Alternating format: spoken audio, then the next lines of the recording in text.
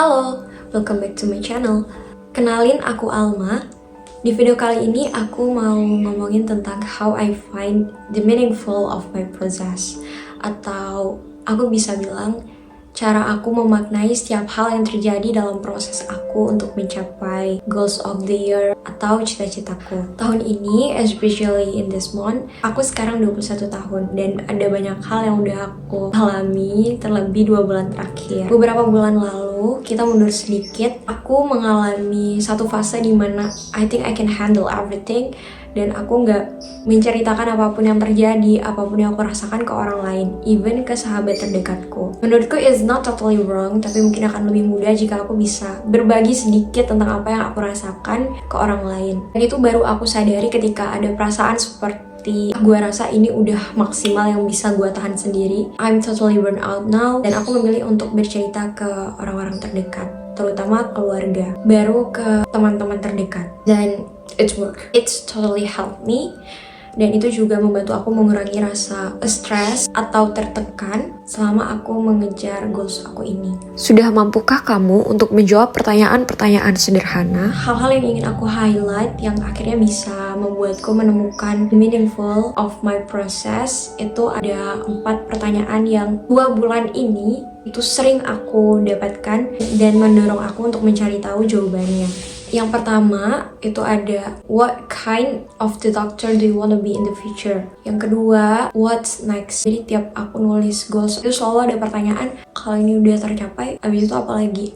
Yang ketiga, how to have work-life balance. Ya, aku udah mikirin dari sekarang gimana caranya nanti ketika aku udah kerja, aku bisa punya kehidupan yang seimbang. Jadi pekerjaan dan kesehatan aku itu bisa terkontrol, gak sampai berat sebelah. Yang keempat, ini agak lebih personal, dimana aku dilihat di mata orang lain itu ya seperti apa adanya aku. I don't know how people like that. I just want people accepted me, that's cause it's me. Dan setelah menerima pertanyaan itu, awalnya aku ngerasa aku nggak tahu jawabannya.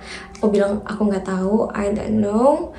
But I think I still have time to learn lots of new thing. Tapi ketika itu mulai sering ditanyakan lagi waktu aku internship in the hospital, lots of gak cuma my mentor, tapi dokter dan teman-teman juga menanyakan hal itu. Jadi itu kayak mendorong aku untuk aku tuh jadi lebih mencari tahu. Ketika aku ngejalanin ini dan aku tahu tujuanku, beberapa lompatan kecil ketika ada pertanyaan yang simple tapi aku nggak tahu jawabannya itu bisa menjadi batu loncatan. Oh, selanjutnya nanti aku seperti ini. Kayak yang pertama, aku mau jadi dokter apa gitu ke depannya. Kalau di bidang akademik, aku bilang I think I want to be a forensic doctor, I learn medical legal or something like that. Belajar pasal-pasal kayak gitu.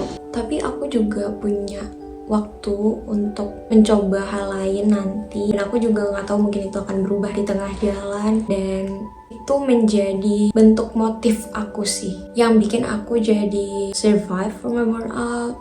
And simple question yang aku nggak tahu jawabannya itu jadi kayak pemantik. Masa pertanyaan sesimpel ini dan sekecil ini aja kamu nggak tahu jawabannya gitu. Gimana kalau kamu diberikan pertanyaan yang lebih bisa mempengaruhi kehidupan kamu ketika kamu dikasih pilihan itu. And then the one thing yang benar-benar berubah itu, waktu itu aku lihat posannya Ali Abdal tentang we don't need motivation to take action, we need to take action to get motivation.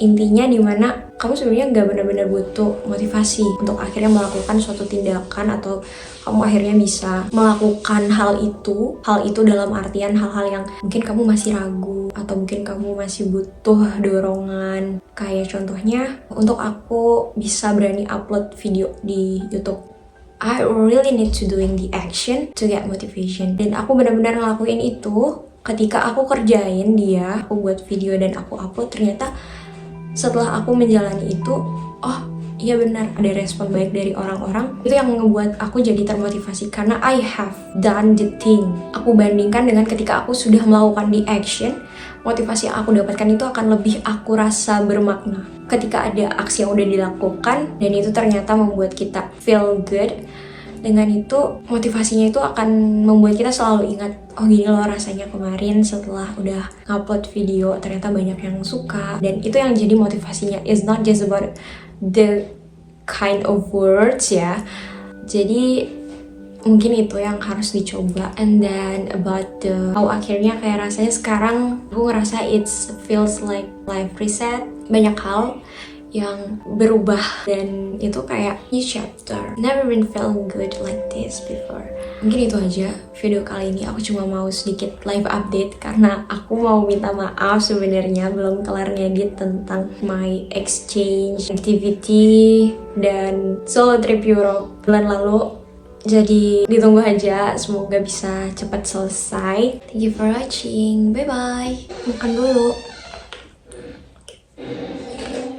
Ini udah hampir 2 minggu dan belum bisa makan makanan Indo karena si perut masih belum cocok.